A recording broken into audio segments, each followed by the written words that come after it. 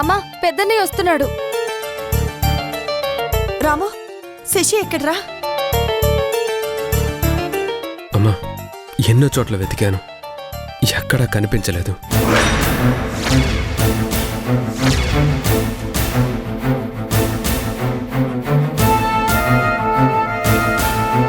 అనుకున్నాను, ఇదే జవాబు వస్తుందని ముందే అనుకున్నాను. ఇక లాభం లేదు, పోలీసులకి కంప్లైంట్ ఇవ్వాల్సిందే.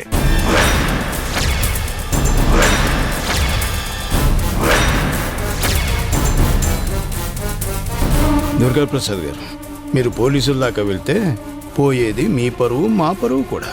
అంటే పరువు కోసం నా కూతురు బలైపోయినా గానీ చూస్తూ ఊరుకోవాలా?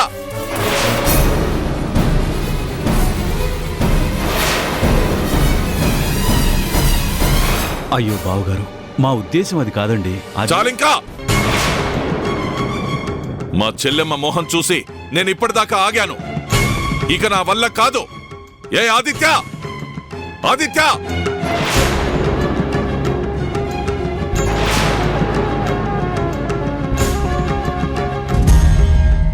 చేసిందంతా చేసేసి లోపల దాక్కున్నావా? రా బయటికే! రేయ్, చెప్పరా, చెప్పు. తల్లి తర్వాత తల్లి లాంటి వదిన మీద నువ్వు అభండాలు వేస్తావా? చెప్పు, నా కూతురు ఎక్కడుంది?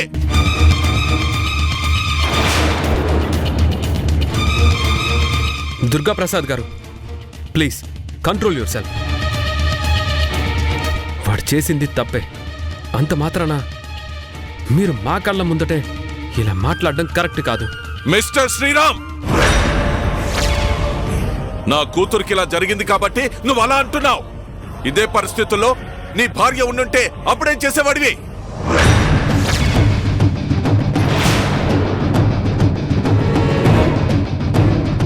ఆకాశానికి పాతాళానికి కంపారిజన్ చేస్తున్నారు. Shut up.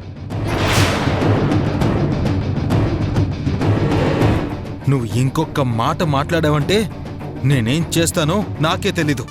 ఎవరేం చేసినా సరే నేను చెప్పేది ఒక్కటే, నా మాట అక్షరాల నిజమే. విన్నావా అమ్మా, విన్నావా? మావయ్య, మీరు చెప్పిందే కరెక్ట్. పోలీసులకు ఫోన్ చేయండి. బాలు, తొందరపడద్దు, వాడు నీ తమ్ముడు.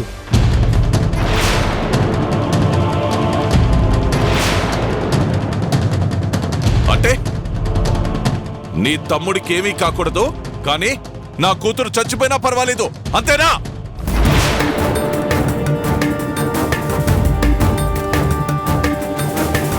రేయ్, చెప్పరా, ఆగండి. నా కూతురు. దయచేసి మీరందరూ నా మాట వినండి. తన చెల్లెల కోసం ఆరాటపడుతూ సీత వెళ్ళింది కదా, తను ఇంకా రానేలేదు.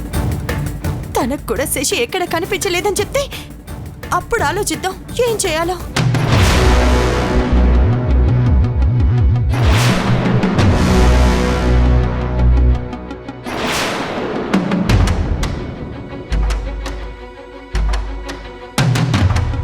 అమ్మా, ఇద్దరు వదిల్లో వచ్చేస్తున్నారు. శశి, అమ్మా తల్లి, పద చెల్లి.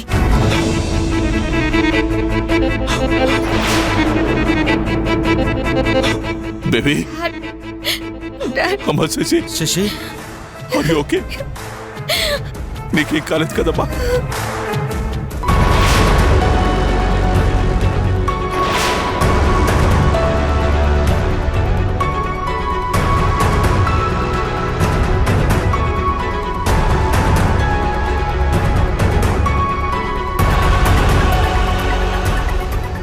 శశి, లోపలికి పదమ్మా.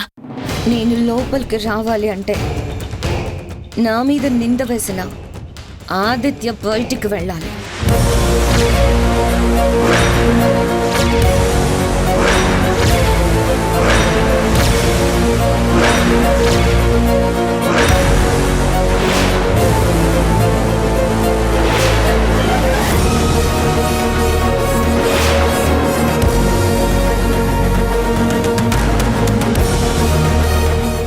శశి, ఏమంటున్నావు? నా మీద అన్యాయంగా అభండాలు వేసిన మనిషి ఈ ఇంట్లో ఉండగా నేనిక్కడ ఉండలేను, ఉండను కూడా.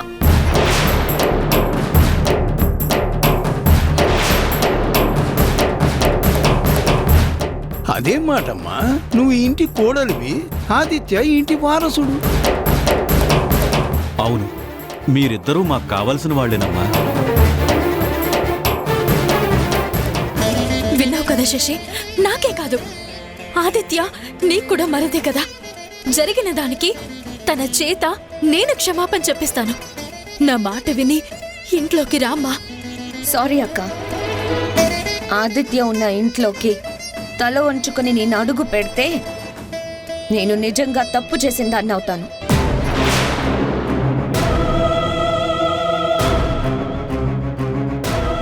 నేను నీకు కీడు చేయడానికి ప్రయత్నిస్తున్నాను అని ఈ ఇంట్లో వాళ్ళందరూ నమ్ముతున్నారు. అందరూ నన్ను అలాగే చూస్తున్నారు. శశిరేఖ, వద్దు. అనవసరంగా ఏదేదో చెప్పి సమస్యని ఇంకా పెద్ద చేయాలని నువ్వు ట్రై చేయొద్దు. అనవసరంగా ఏంటి?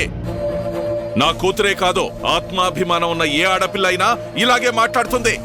అన్నయ్య గారు, తనేదో ఆవేశంలో ఉంటే ఎంతో అనుభవం ఉన్న మీరు కూడా ఇలా మాట్లాడతారేంటి? అమ్మా, మా మామయ్య గారు అన్న దాంట్లో తప్పే ఉంది.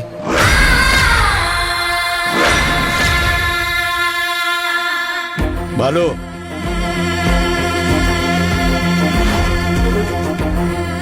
చూడమ్మా శశి,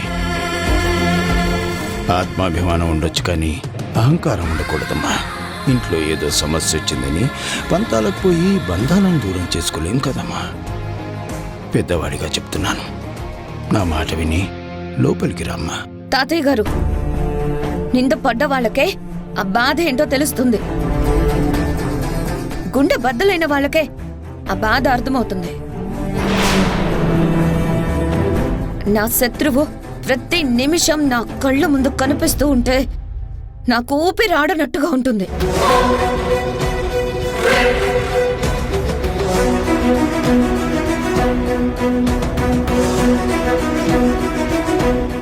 ఏంటదినా, ఏదో గొడవ జరిగినంత మాత్రాన ఆదిత్య అన్నయ్యని శత్రువు అంటున్నావేంటి?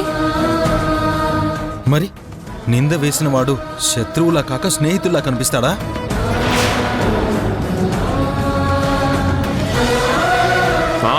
అవునవును, ముసుగు దొంగల గుట్టుని బయట పెట్టాలని ప్రయత్నించిన వాడు శత్రువులాగే కనిపిస్తాడు. చూసారా చూసారా, మళ్ళీ అదే మాట అంటున్నాడు. అందుకే నేను రాను అని చెప్పాను. ఆదిత్య, నువ్వు కాసేపు నోరు మూసుకొనుండు. అత్తమ్మా ప్లీజ్ మీరు ఆగండి. శశి, నన్ను అక్క అంటావు కదా, కనీసం ఈ అక్క మాటైనా వినవా? ఆదిత్య కాదు, ఇక మీదట ఈ ఇంట్లో ఎవ్వరూ కూడా నిన్ను చిన్న మాట కూడా అనరు. అలా అనకుండా నేను చూసుకుంటాను. మన అయోధ్య నిలయంలో చిచ్చు రేగింది అని అందరూ అనుకునేలాగా చెయ్యొద్దమ్మా. ఇట్స్ ఓకే, నాకు అర్థమైంది. నేను ఏడ్చి మొత్తుకున్నా పర్వాలేదు, కానీ ఈ ఇంటి వారసుడు మాత్రం ఏమి బాధపడకూడదు, అంతే కదా? Fine, it's fine.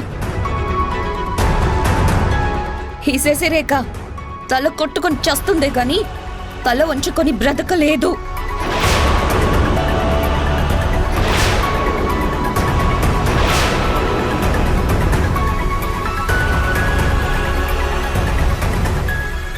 Balu, this is the limit. నా మాటకి విలువలేని చోట నేను ఒక్క క్షణం కూడా ఉండలేను.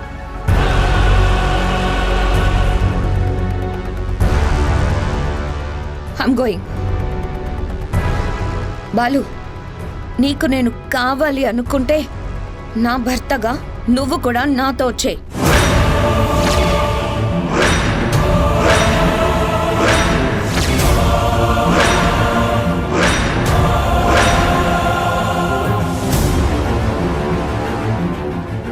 శశి, ఏమంటున్నావమ్మా? నువ్వో బాలు వెళ్ళిపోవడం ఏంటి? మీరిలా చేస్తే మన ఇంటి పరువు ఏమవుతుందమ్మా? పరువు పరువు గురించి మాట్లాడుతున్నారా? ఈ ఇంటి మరిది ఈ ఇంటి వదన మీద హంతకురాలు అనేంత దారుణమైన నింద వేసినప్పుడు ఈ ఇంటి పరువు పోయినట్టు అనిపించలేదా?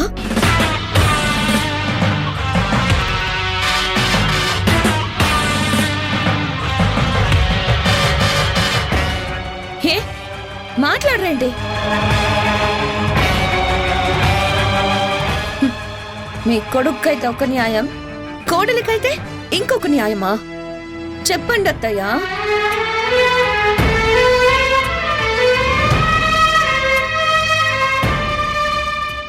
నో, చెప్పరు. మీరు చెప్పలేరు. ఎందుకంటే మీ కొడుకు చేసిందే తప్పు, ఈ శశిరేఖ చేసింది నిప్పు అని మీ అంతరాత్మకి తెలుసు కాబట్టి.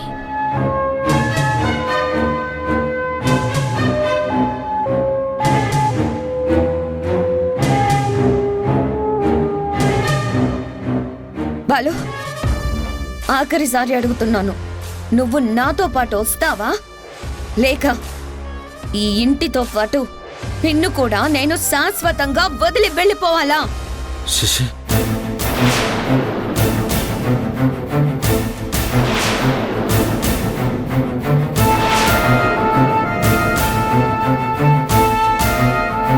బాలు, వద్రా, నువ్వు తొందరపడద్దు.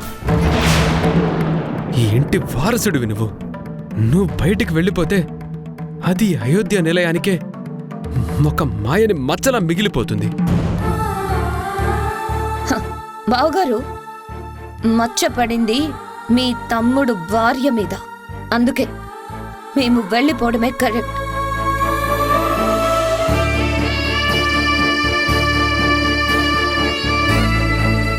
పద డాడీ. శశి ఆగు.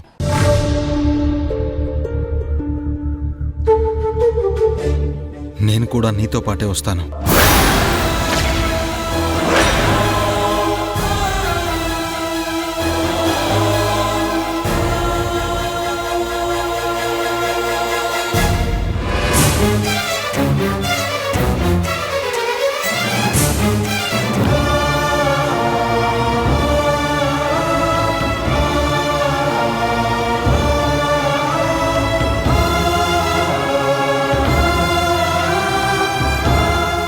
బాలు, వద్దురా, వద్దు. మీరు ఎక్కడికి వెళ్ళొద్దు. పంతాలకి పోయి ఈ అమ్మ గుండెని ముక్కలు చెయ్యొద్దురా. సారీ అమ్మా, నా భార్యకి గౌరవం లేని చోట నేనుండలేను.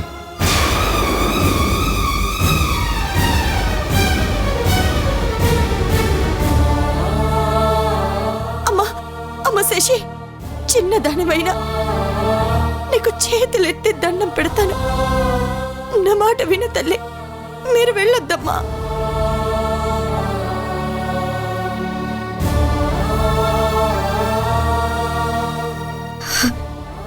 ఐమ్ సారీ అత్తయ్య, no more arguments.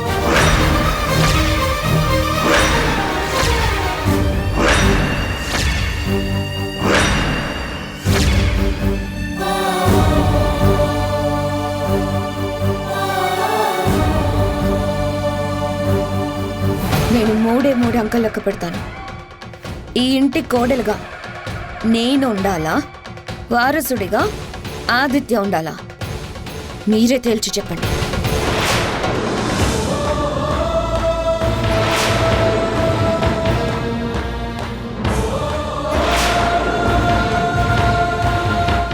One.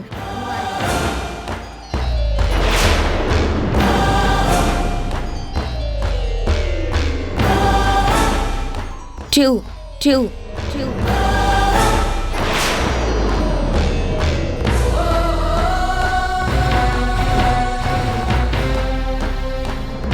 And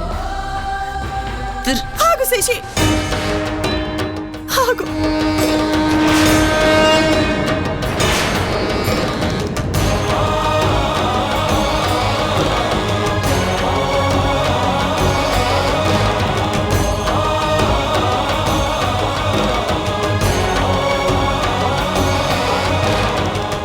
Aditya,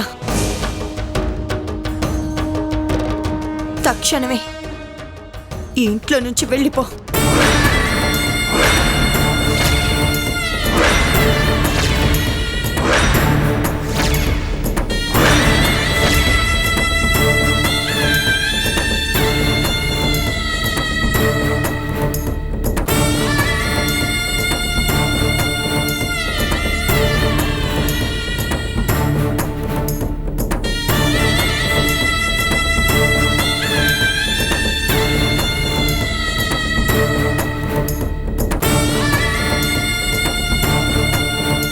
రాణి ఏమంటున్నావు?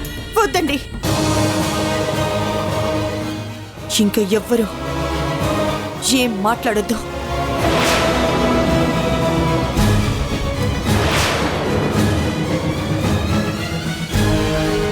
ఒక తల్లిగా, అత్తగా ఈ అయోధ్య నిలయానికి ఉన్న గౌరవాన్ని కాపాడాల్సిన బాధ్యత గల ఒక ఇంటి ఇల్లాలిగా నేను తీసుకున్న నిర్ణయం ఇది.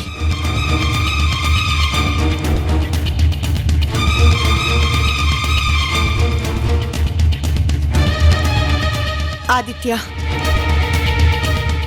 చేసిన తప్పుకి నువ్వు శిక్ష అనుభవించక తప్పదు.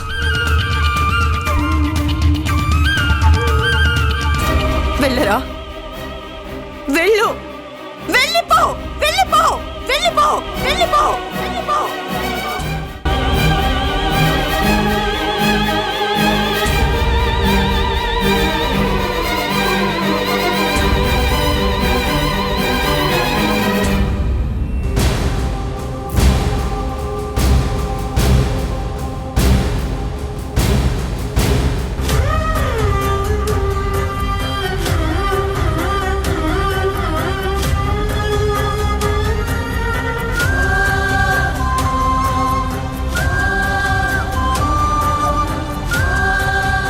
సీతోదిన, ఆ రోజు గుళ్ళో నేను ఈ సీతారాములకి ఎప్పుడూ తోడు నీడగా లక్ష్మణుడిలాగే నేను మీతో పాటు ఉంటాను అని చెప్పాను.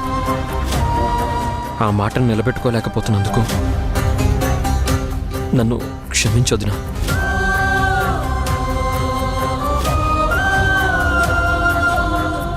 నేను ఆవేశంతో తొందరపడకూడదని ఆ రోజు నువ్వు వేసిన ఈ రుద్రాక్షమాల సాక్షిగా చెప్తున్నాను.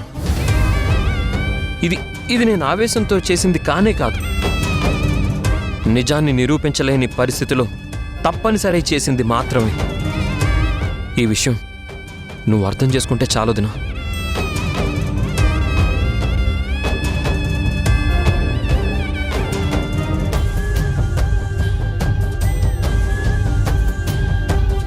ఆదిత్య అనే నా పేరుకి అర్థం సూర్యుడు అని కదా.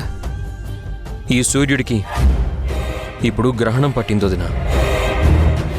కానీ అబద్ధం అనే చీకటి కమ్మినంత మాత్రాన నిజమనే వెలుగు ఏ నాటికైనా బయటపడకుండా ఆగదు.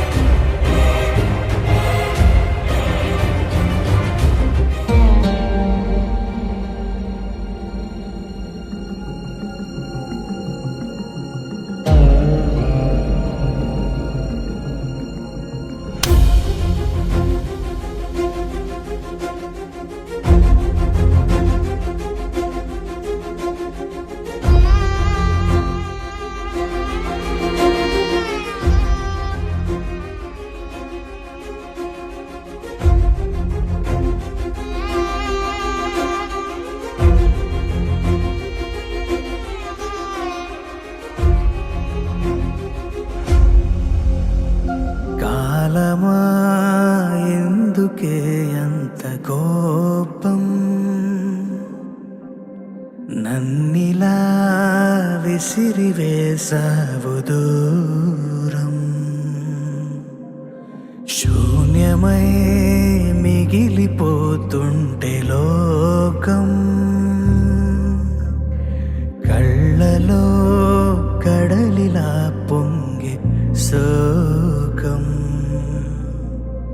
నిన్నటి బంధాలు అన్నీ మాయమై పోయే క్షణం ఒంటరై ఏ దిక్కు తోచని తీరానా కలలే కూచుతున్నది సమయం, ఏదలే కాచుతున్నది విలయం, సర్వం చేయి జారిన ఈ నిమిషం, హృదయం పేలి